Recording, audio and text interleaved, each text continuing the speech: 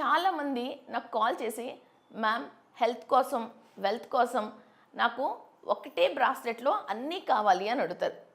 So ఇది possible కాదండి. ఎందుకంటే హెల్త్ కేటగిరీ వేరు, వెల్త్ కేటగిరీ వేరు.